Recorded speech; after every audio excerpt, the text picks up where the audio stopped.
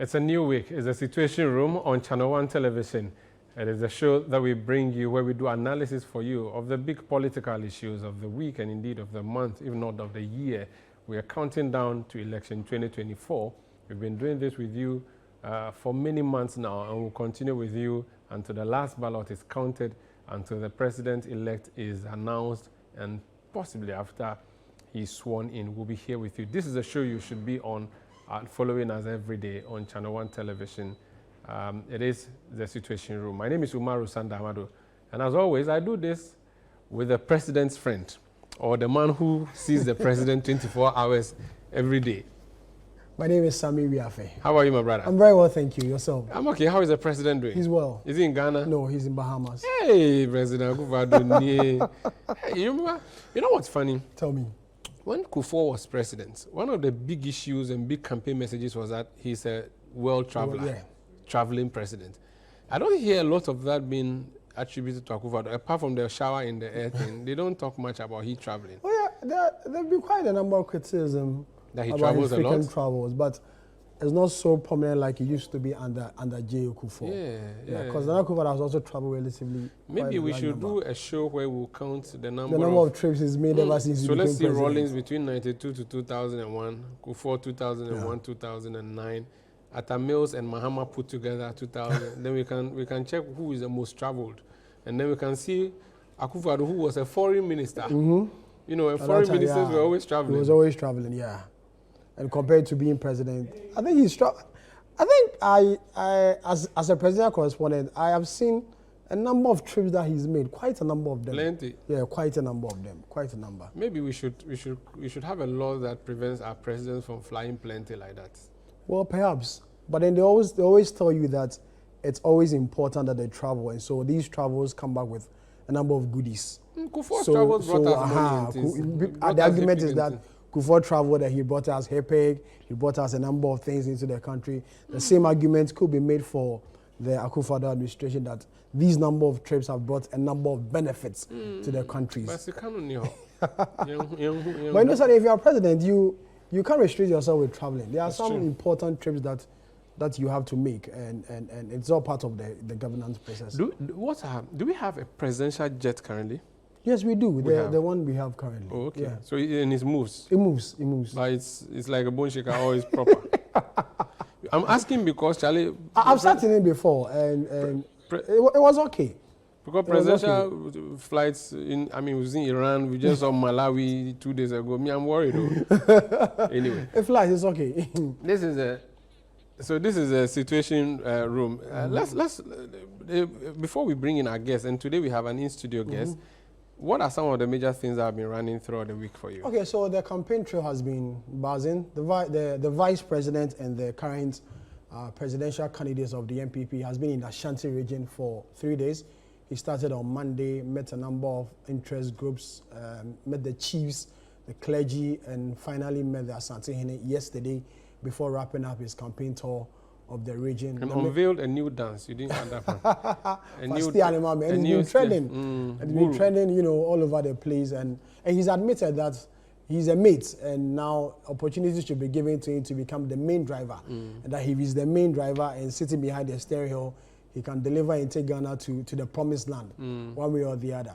Former President John Mahama and NDC presidential candidate has also been meeting interest group. Just over the weekend, he met some fisher folks and also met members in the creative art industry, you know, outlining his plans and what he would do for them if he becomes president again for the Republic. Mr. Alan Tremanti has also been in the northern region, you know, campaigning.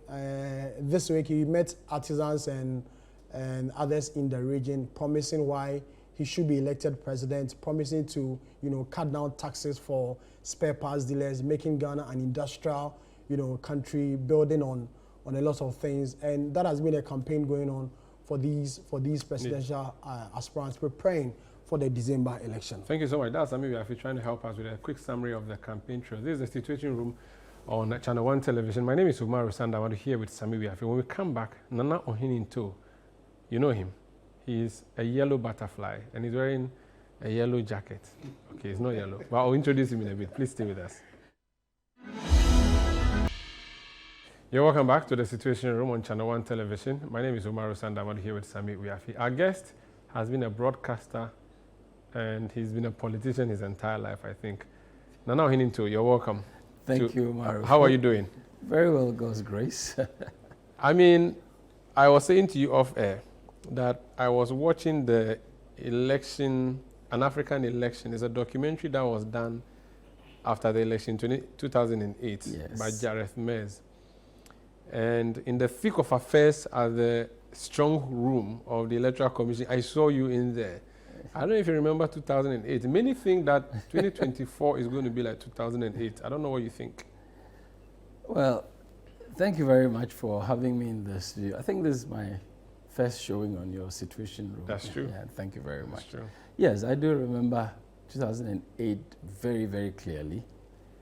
The Kufuor government had performed so well.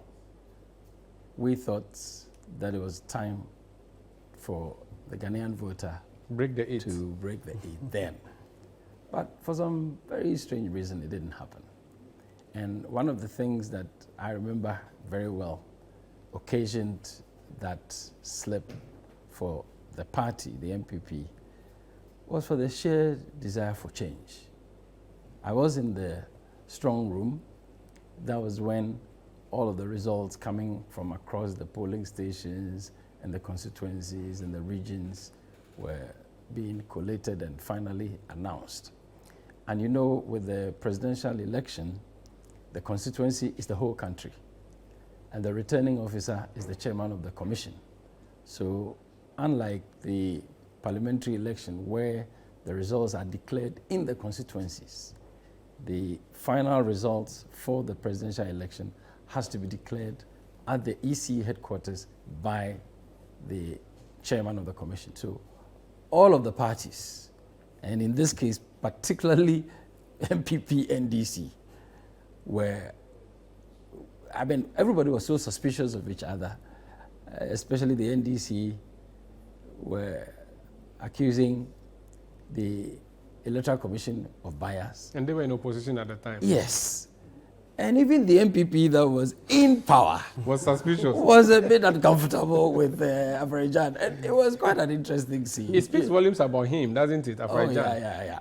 But honestly, let me say that after years of interaction with Afarajan, especially in my capacity as General Secretary, through to that election, I think he's probably one of the best commissioners that we have had in the Fourth Republic. Okay. Yeah. I mean, if you consider a situation where the MPP sometimes doesn't trust him, the NDC doesn't trust him, then that should tell you something about the man. I think he did quite an objective job. And in the strong room, because whatever comes out of the strong room seals the fate of anyone in the presidential race, the representatives of these presidential candidates were like greyhounds. Well, hawks. Each other's throat, you know. Wide open. Yes. But there were a few incidents at the time. MPP basically wasn't ready to accept results and so on and so forth. But eventually, God's grace, it all settled down. With Kufuor's intervention. Yes. And a lot of other things. Yes, and then the NDC takes over. It's good to hear you. I do remember. It's good to hear you speak nicely of the Electoral Commission in these terms. Yeah. It's making me think the Electoral Commission is comparable to Manchester United after Alex Ferguson left. It's almost like the United we knew is not the United we are seeing now. What can we do to take our Electoral Commission back to the Afarajan days, in your view? This is a very interesting analogy. But you see, as far as I'm concerned, leadership is everything. I remember very well, back to 2008 again, when we had the first round, an MPP, NDC led, and then there was the need for the second round. And then there was the time issue. MPP had said that, look, if we don't do time, we wouldn't agree for the declaration of the final presidential results. NDC said Afarajan should just go ahead because time wouldn't matter. And let the records reflect, for those who may not know, you were the General Secretary of the MPP at the time. Of the MPP at the time. And there was an issue about this time, to go to Tyne or not to go to Tyne. Then Afarajan agreed. Then third, there was an accusation and counter-accusation. One, accusation from MPP was that NDC had gone to stack ballot boxes in the Volta region. Accusation from NDC was that MPP had gone to stack ballot boxes at Bantuma. Yeah. And others in the region. And Swami. And Afarajan was in the middle, you know. And then NDC says, go ahead and announce, because they were in the lead at the time. For the second round. For the second round. And MPP said, no time, no final results declaration. So then Afarajan took a decision that MPP should send representatives and NDC should send representatives to his office for us to discuss this matter. Can you imagine? Now, he had the constitutional power to declare. An authority to declare, and he was doing his job. He had the mandate. But he still decided. Afarajan said, no, I mean, this is our nation. I think we ought to be careful. So, MPP, bring 4 reps. NDC, bring 4 reps. Let's discuss this matter and see the way forward. We had a National Executive Committee meeting, an emergency meeting at the NPP headquarters, and then decided that myself, the former General Secretary Dan Boche, and Comrade Japan, who later on became General Secretary, 3 of us. So instead of 4, 3 of us were to go. And then finally we arrived at the Electoral Commission. It was just me and Comrade Japan. And then NDC brings 8 people. Led by Tony Lita. Yeah. Tony Lita, Rojo Metununo. Tony Edu or Tony Lita? Okay, so Tony Lita. Tony Edu. I think Tony Edu too was in there. Yes. And 7 others. So we said, but the agreement was that each side brings 4. We have not been able to bring 4. We brought 2. Okay, so you even brought 2 instead of 3. 2. So we said, if anything at all, you have to count your number to 4 because that was the agreement. They said they wouldn't agree. And I said, then we're not going to have a meeting. So it took us another how many minutes? And Afarajan said, look, the agreement was that. And at this time, the nation was on tenterhooks. I tell you, waiting for results. To know, and we were fighting at the Electoral Commission headquarters. Wow. So Afarajan said, look, it's fair. I mean, what Ohininto is saying, the agreement was that each side bring 4. They brought 2.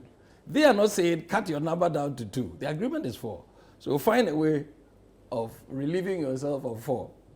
So finally they agreed. They went out, and then Tony Lita came back with 3 others. We sat down finally at about 10:15 or so in the morning. We finished the discussion at 4 p.m. Wow. From 10:15 to 4 p.m. Yes. We started about 10:30 in the morning. We finished at 4 p.m. That's what they call crunch meeting. That's a proper crunch meeting. And the decision of Afarajan was that, as for the accusations and counter-accusations, if he was going to work with it, will never end. But looking at the statistics, whoever wins a certain percentage of time was really going to tilt the balance. So time was important. So his judgment was that we go to time. So for me, that was a decision that Afarajan took that I found a landmark decision and a very important decision, a decision that for me classified him as a very objective and professional umpire. Because as you said, the nation was on tenterhooks. That's true. That and many other interactions at IPARC and so on and so forth gives me a very solid picture of Afarajan. Interesting. No matter what some other people may say about him.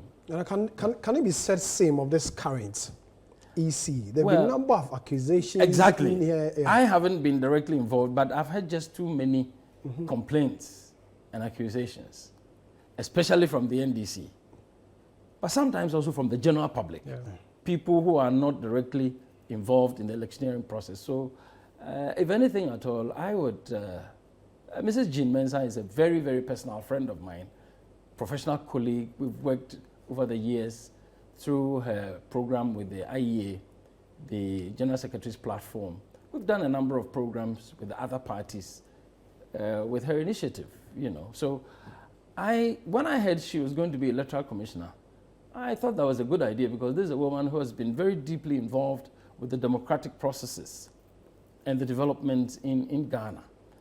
But it will appear that there are a few complaints. So I would ask her to pay attention to these complaints and then, make sure that at the end of the day, the people who are judging you, watching your performance, would be comfortable and have something objective and positive to say at the end of the day. Let's leave election 2008. Sami covered that election at the time when I was still in school. Sami covered that election, so I'm sure you are remembering everything.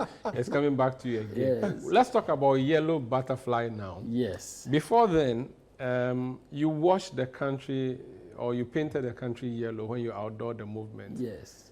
There's a gentleman who has gone to register his political party. He calls it Yellow Ghana. Yes. He He was with me on face-to-face just 2 days ago. Yes. I asked him why he's choosing yellow, knowing that you are running with yellow. Yes. He says, no, the yellow, he did it before you. I just wanted us to just watch a quick clip of that. I'll ask you for a comment and we start about the movement. So let's look at Samuel Appiah Dankwa. He's a leader of a group known as Yellow Ghana. You need the backing of a strong political party to be able to, venture into the political space. Let's take what happened just last weekend when Nakoyo was arrested. If it had been a member of my party that was arrested, and I know you keep saying that I'm an independent candidate, but we're working towards being a political party. In fact, we have our provisional certificate. Oh, for so Yellow you're no Ghana. more independent? I'm no more independent. I'm the flag bearer of Yellow Ghana as we speak. So the party is called Yellow Ghana? That's correct, yes. That's Alan's colors you've stolen.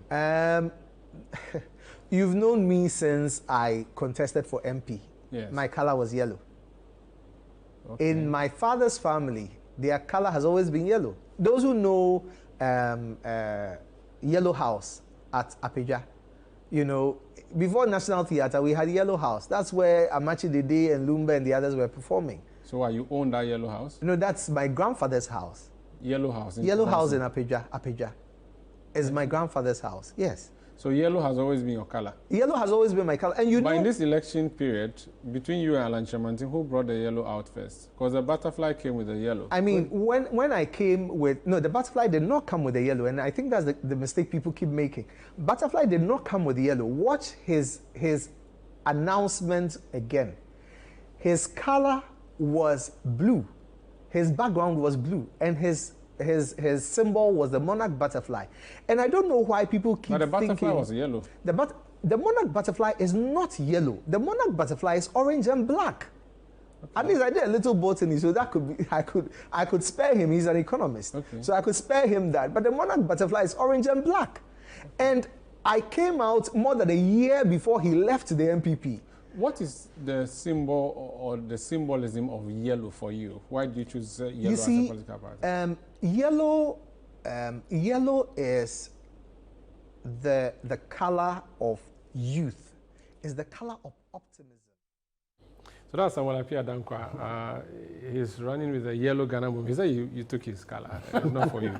I don't know what you want to say about that before. It is quite interesting. And isn't it intriguing that you yourself asked him that Alan Chamantin would have come out for this particular election season with the yellow before we even heard about you? He's going into his father's house and so on. That's neither here nor there, But the point is that the Movement for Change has been registered as an entity, as a legal entity, as an organization with the Registrar General's Department. Okay. Because it is not a political party and it's a movement, we'll have to wait for the Electoral Commission to open nominations. Then Alan files with his monarch butterfly and his yellow background, which is sold out everywhere. So I am waiting to hear what the law and the Electoral Commission will say when the time comes and Alan and his movement decide to go ahead with all the symbolism of yellow and the monarch butterfly as against these arguments that this gentleman is making out there. So I hope, seriously, I hope that the Electoral Commission does not allow itself to run into a trap. Otherwise, we're going to have some serious problems here. But you are not going to go to Electoral Commission to register, will you, as a group, a movement? As a movement, the Electoral Commission doesn't accept that kind of registration. Then it means the Electoral Commission will end up accepting his yellow And by the time you go but to that is what I'm saying. You see, we're in the market. We're in the political market. And there are a number of factors that play. I agree the law plays. But also the political forces also play. And copyright. Yeah, and the copyright also play. Now, if we have registered this entity, Movement for Change, with Monarch Butterfly, and he's now going to tell us that the Monarch Butterfly is orange and not yellow, and those kind of technicalities, well, we actually have also launched a yellow army anyway. And this is the yellow that everybody has gone around with. I hope it is not a means by some people somewhere trying to throw some dust into the campaign of Alan Kyerematen and all of us who believe that this moment, Ghana needs a leader such as Alan Kyerematen, and that those kinds of games, if I may put it in quotes, will not come to play. So we'll wait to see how these things evolve. We will get to electoral commission and hear the arguments. But the thing is that everybody in this country knows that for the Fourth Republic, for this 2024 December 7 election, Alan Kyerematen has established a movement called Movement for Change. Alan Kyerematen has adored his symbol, which is the Monarch Butterfly, which is yellow and black. Alan Kyerematen has adored his colors with all the T-shirts out there, yellow. That's what it is. So if we're going to get into a trade war, we're going to get ready for that. The EC has actually given him papers. That's why he's called But it's Yellow interesting Ghana now. because during the recent limited registration, somebody asked, is it Dr.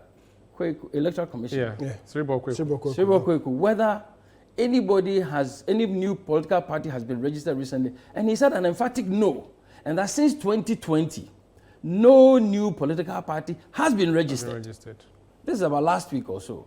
So this comes to me as a big surprise. So is Alan going to be on the ballot as an independent, IND? Is that how it's going to be? Yes, or it's going to be leader? Okay, so independent. So it's going to, usually they put independent as the last. Yes, at the and bottom. then the symbol. So it's not going to register the movement and make it a, no, it cannot be. It has to be a political party. Yes. Okay. So is this the independent with the logo? And his name. Okay. Yes. This is which Situation is the Room on Citiuation. Of course, as for his face, nobody can plagiarize his face. this Situation Room. That's Nana Huininto's face. You cannot plagiarize his. You can't. It's with the Movement for Change. We'll take a break. When we come back, Alan Kyerematen is in Tamale. He's making some promises to the spare parts dealers. We'll be playing the soundbite and ask him to explain more on what they plan to do. Please stay. Welcome back. You're still watching the Situation Room on ChannelOne with TV. I guess this afternoon is Nana Hininto. He's a member of the Movement for Change. And their flag bearer, Mr. Alan Kyerematen, has been in the northern regional capital of Tamale campaigning and meeting interested groups, telling them what he will do when he becomes president of Ghana. Let's watch this clip of him meeting some artisans in the northern regional capital of Tamale. And when we come back, we'll pose some questions to Nana Hininto. Two parties, NDC and NPP, they have been ruling this country for the past 32 years. Why are you saying that you will not vote? It's because you are not happy with us, what has happened to this country, to you and your family over the last 32 years. That is why many Ghanaians are looking for change. They are looking for change because they want progress, they want development for Ghana. They want to better their lives. Look, here, the work that you do depends on the availability of spare parts. Most of you are fabricating machines, repairing cars. The cost of spare parts alone is putting you out of business. And that is why I've made a commitment that if Alan becomes president, by the grace of Allah, within the first 2 years, there will be no duty on spare parts. Mr. Alan Chematin is a leader and founder of the Movement for Change, campaigning in the northern regional capital of Tamale. Nana, before I question the policy he's initiating, what was the reception like in Tamale when you got there? We were quite amazed with the reception because we took just one day to send a message through the municipality. Just Sunday, we sent our friends to go Sunday night. So Monday, they made an announcement through the streets that Alan is coming to town. And Tuesday, we were there. So I was a bit, concerned that we should have had a lot more lead time in terms of preparing the ground and announcing our arrival and so on and so forth. Alan said, look, let's just go and get the natural pulse of the people. And we did. And to that extent, I was quite amazed. He went through the market, and the market women and the traders were saying, I was surprised to hear people speak so much in Tamale, yabre, yepe change, and then they would do things like that. I asked one of the women, muka chi what I was so yeti pa yabre PPNDC, yabre yepe change. So I said, wow, this is interesting. We were in the convoy going to this same place that you saw Alan speaking, driving quite slowly. Our windows were down. And there was this gentleman standing by the roadside. Then he picked his finger up and said this: Ghana will get the first independent president for the first time. So I looked at him. I thought, this shouldn't be somebody who is probably, I'm judging from, appearance. Then I said, what did you say? He said, for the first time, Ghana will get independent president in Tamale. And I saw the reaction of the people along the streets and at the magazine and at the palace of the Dakwema. I was like, people really want change, because you would say that Tamale really is basically partisan in terms of the parliamentary seats that you find majority NDC, some MPP. But for an independent to walk in and still get that kind of reception, that sends you a very clear signal. Now you've done politics for long. Yes. Obviously, you get people coming out in their numbers to come and see the presidential candidate. You believe some of these things they say to these candidates, especially your candidate? When you have walked into a natural environment where you hadn't even had time to prime people up to receive you. You saw Dr. Baumia go to Kumasi, MPP stronghold, and his convoy being booed. And Alan goes to Tamale, and people are saying, Alan Cash, we'll vote for you, we want change. At least that sends a certain kind of signal. Whether it will translate into votes or not is another matter. But you are talking about the very environment and the euphoria that you receive. The way the people will receive you at least gives you encouragement to continue. I don't know what the MPP will make of the MPP candidate in Kumasi being booed. I don't know whether they will discount it as nothing. But for me, it makes a very serious statement. For Alan to have been received the way he was received in Tamale, I was quite heartened. I told myself, look, there is work to do, yes, but the environment is encouraging and we need to push. Before Sanda comes in, the message, he wants to reduce taxes for spare parts delays because they complain that it's making their work difficult. Yes. There's a country that needs these taxes for development. If he wants to reduce these taxes for these artisans or these guys, for want of a better word, is it not going to be dangerous for this country, knowing very well how we need these taxes to develop? You see, the problem that some of us, majority of us have as Ghanaians, is that sometimes we don't even pay attention to some of the things people like Alan Chematin has been saying. Alan has never said Ghana doesn't need taxes. But Alan has said that you cannot develop your country in any radical way by relying on taxes. What you do is that you increase agricultural productivity. You increase manufacturing and value addition. You increase your foreign earnings so that you can remove nuisance taxes. As for taxes, every country, every state collects taxes. But if you make taxation your focus, and you are not making the development of agriculture, the development of industry, the development of export, and earning of foreign exchange your focus, your economy is going to get strangled by taxation, as ours have become strangled by taxation. Experts of development have said that Africa can never develop with taxation. And some experts, even in the West, have criticized the programs that the IMF and the World Bank runs with more developing countries that call for such austere measures, cutting investments, spending, and increasing taxes. And clearly, that model hasn't taken us anywhere. By the time John Mahama left, he left Ghana with Dumso and IMF. Today, as we speak, Akufo-Addo and MPP have ended 2 terms, 8 years. They are leaving us with Dumso and the IMF. No, seriously, seriously. Look, when Alan is talking about transformational change, today I want to address something that I call the moment, the man, and the message. I'll let you do that, but before Yes. then, Nana, Yes. your boss has served the longest as Ghana's trade minister. Yes. He did under John Kufuor, did under Akufo-Addo. Yes. The Ghana's longest serving trade minister. Yes. Trade is an important aspect of our economy. Yes. If we should depart from taxation or importation, trade has to be fixed. Yes. Under Akufo-Addo, in fact, under Kufuor, he said to us, presidential special initiatives on cassava and all of those, he gave it to Alan Chamanti to run. Yes. Under Akufo-Addo, he said, one district, one factory. He said, you're going to move from taxation to production. Production is going to be a trade thing.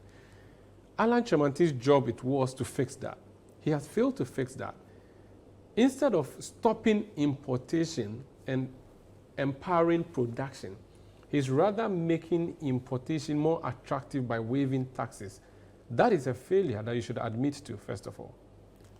Now, if you know about who has the power to waive taxes, it is not the Trade Ministry. The waiver of taxes is between the Ministry of Finance and Parliament. The Ministry of Trade has absolutely nothing to do with the waiver of taxes. Even if people in the industrial sector, apply for tax waivers, it is sent to Parliament through the Ministry of Finance. No, I'm talking about this promise to waive taxes that he's talking about. No, but marrying that's a that different... against the fact that he was supposed to prevent imports in the first place. I'm answering you, so Yes, just be patient. Yes, please. Now, so that is the first thing. So if Alan says, I'm going to hold, first of all, he said, I'm going to hold the payment of duties. I'm going to reduce the payment of duties on imported spare parts. And then there would be the production of spare parts in Ghana. So there would not even be an issue about taxation on the imports of spare parts. Now, when you talk about the PSIs, let me give you a clear picture now. If you are a minister and you come up with a new initiative, the president has to approve and agree. You can't implement if the president says no. So he brought PSI. In fact, Alan brought the PSIs. Not showed before. it as a minister. Okay. He's the one who proposed PSI, like 1D, 1F. It was his brainchild. Mm-hmm. He proposed, and President Kufuor accepted. And then he said, we have been stuck with our traditional exports, cocoa, gold, and a few non-traditional exports. If we don't diversify our economy, and we get stuck in what President Kufuor has been describing as the Goggisberg economy, we'll be going in circles. In of IMF, out of IMF, in of IMF, out of IMF. So let us shift our focus to oil palm, cassava starch, industrial salt, and garments. And what Alan did with garments, first of all, as ambassador before he became trade minister, he had initiated a move for America, the US, to agree to a trade arrangement called AGUA, so that manufactured goods from Ghana will go to the American market tariff-free. It was Alan who initiated it. So then he becomes minister and pushes it into the garment initiative. A number of garment industries that were in the free zones areas will get orders from Costco and other American shops that they cannot even meet. So how come that is a failure? Starch. As we speak today, Zoom Lion has bought majority shares in Ayunsu Starch. And I don't know who will tell me that Zoom Lion is not a smart businessman. What about the 1D1F? I'm coming to that. This is from PSIs. Oil palm. As we speak today, one of the biggest investors in the PSI oil palm is the current chairman of the Council of State, Nana Dwabehene. And he can testify to this. When I went to the Dwabe area and I was shown just part of his plantation, and the fact that he employs expatriates at his processing plants, I was amazed. Today. And then salt. I'm sure you know about our friend Despite, McDan, and those who are in the salt industries today. They are billionaires, partly from the salt sector. Now, what happens is that Alan was ambassador for 3 years in the first term of Kufuor. He was Minister of Trade for just about 1 year, and then another 3 years of the second term, then he went to do campaigning. After MPP left office, as usual, the NDC treated the PSIs as an MPP thing. This is a major initiative that has the capacity to change, radically change the economy. Now, Malaysia earns $20 billion from oil palm alone every year. Supposing from 2003, 2008, MPP left office, the government that took over had just focused on oil palm alone. Malaysia came to Ghana to pick their lessons about oil palm cultivation in the 1960s from Ghana. Now, come to 1D1F. Again, it was Alan Chamatin's baby. His own idea, which the party accepted, the candidate accepted. So it's not an Akufo-Addo policy. Alan Chamatin is the originator of the concept of one district, one factory. Before it went into MPP manifesto. But the important thing, I kept telling you, the president has to accept it. If the president says, well, it's a good idea, but sorry, that's it. But you see, Alan is so future-oriented that when Alan said, I am going to create an automobile industry, building a policy, ministers of this government said it was not possible. Today we have 6 powerful global automobile companies manufacturing brand new cars in Ghana. This is what Alan is talking about. Oh. Look, as we speak today, the New Plan workshop in Kumasi, the NDC government wanted to sell it. They couldn't. When Kufuor came, some people were pushing for it to be sold to a foreign investor. The magazine people came and told Alan. Alan said, if you people are ready to take it up as your machine shop to be re-equipped, I will ensure it is so. It is now sold to the magazine people for it to be re-equipped for the manufacture of brand new parts in Ghana. So if this man tells you, I can create an economic development framework or model that can reduce taxes so that the government's development program doesn't become dependent or over-dependent on taxes, the man knows what he's talking about. So we're going to take a break. You said we'll talk about the man, the moment, and the message. And the message. The message, when we come back, we'll do that. This is Situation Room on Channel One Television. Please stay with us. Yeah, welcome back. Situation Room on Channel One Television. Nana Ohininto is our guest in studio with the Movement for Change, Alan Chamatin's group. So let's talk about the man, the moments, and then the message. The man, the message. So I want to hear the message. You were explaining the message, but expatiate further. So there's a great transformational agenda. Yes. The program, the GTP. Yes. Have you launched that yet? Just to be launched next week. So these are elements in the GTP. Exactly. What other elements are in there? What's Alan saying to Ghanaians? Why should we look at him? Why not look left or right? Why look straight or forward? Is saying that. That's why I said, let me start from the moment. The moment we are living in summarizes our situation. That over 32 years of our 4th Republican Democratic experience, I don't want to call it experiment again, because 32 years has gone beyond experiment. The experience will show you that we have done things a certain way. We have done governance a certain way. We have done economic management a certain way. We've done our politics a certain way. This is the result we have. In IMF, out of IMF, and back in IMF, out of IMF, and back in. In Doomsor and back out of Doomsor, and in and out. The situation is that we seem to pick up from time to time and then slump into the dunghill, basically. And then struggle and struggle if you get the opportunity, the luck, the good luck, to have a president like President Kufuor. When President Kufuor took office, he told everybody that we are in the hole. In fact, the NDC people themselves agreed that we were in the hole, to the extent that Spio Gabra told MPP, after the election results were announced, you MPP people, you've run to come and take the government. At the end of January 2001, you see what money you used to pay public sector workers. He knew what was happening at the Bank of Ghana. It was empty.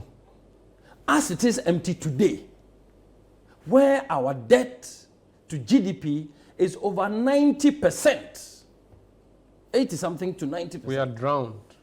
So what are we talking about? What do we want as Ghanaians? Just the election cycle? Alan says, listen, if you don't fix your agriculture, which has been peasant agriculture, even cocoa, which has been the mainstay of our economy for over 100 years, we haven't really picked up cocoa production. President Kufuor peaked it at about 1.1, 1.3 million tons. And then after MPP left, by the time NDC was leaving, it was around 700,000 tons. Today, it's about 400,000 tons. Ghana has to import cocoa from Côte d'Ivoire. How do you get out of that? Because of swollen shoot, because of galamsey. You can't blame So those in the Côte d'Ivoire, they don't know about swollen shoot. They don't know about galamsey. So why did we allow swollen shoot and galamsey? We had to cut old trees. Let me tell you, we have one of the best cocoa research institutes in the whole world. In the whole world. Not just in Africa or West Africa. In the whole world, the best institution for research into cocoa agronomy, into cocoa diseases, into cocoa industry and processing, the best in the whole world is in Ghana, not enough, in Ghana. So I know about swollen shoot because after O-level, I went and worked at Cocoa Research Institute at TAFO, and I was working at the pathology division, which deals with the diseases. So I know how much research has gone on. So if today Ghana is not able to deal with swollen shoot, then we're in big trouble. If today we are not, but you know, research has gone on quite a bit. How will Alan fix it? How will Alan fix the declining volumes of cocoa export or cocoa production? Two things. Technology, research, and innovation, and agronomic research. Technology, research, that is technology, and agronomy research. Then, of course, marketing, processing, export, value addition, and so on. But the first thing to do is to create plantation agriculture, which is going to be supported by technologies. That one we haven't done. Next door, Côte d'Ivoire. It was a deliberate policy by the first president, President Houphouët-Boigny. Fortunately for Côte d'Ivoire, succeeding governments have made it a policy that if you are going to get into politics, show us your farm. You want to get into politics, show us your plantation, or show us your factory, or show us your industry, something like that. But short of saying that, I am saying, if government's policy is that plantation agriculture is what's going to save us, government will deal with land tenure system. Government will deal with the issues that are connected with machinery and equipment. Government will deal with the practices that will give you a quantum leap.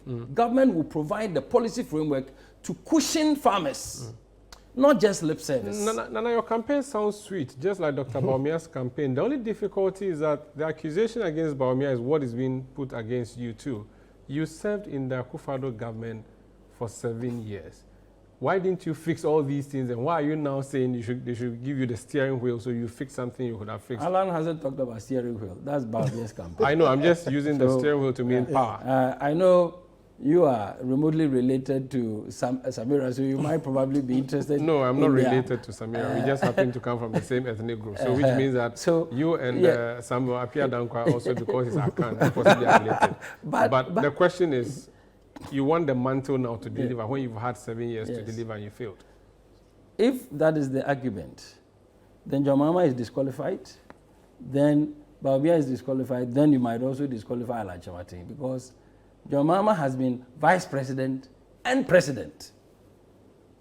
And he definitely couldn't solve all our problems. Bawumia has been vice president for 8 years. The interesting thing about Bawumia's 8 years as vice president is that when I was general secretary and Akufo-Addo came as candidate to propose Bawumia as running mate, we said, what are you talking about?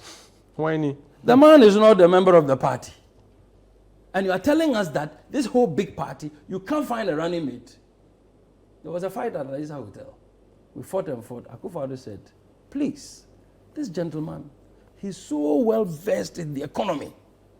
If you people allow me to bring him in, and I'm president, I will hand over the economy to him, and you people will see the kind of work he will do for the economy of Ghana.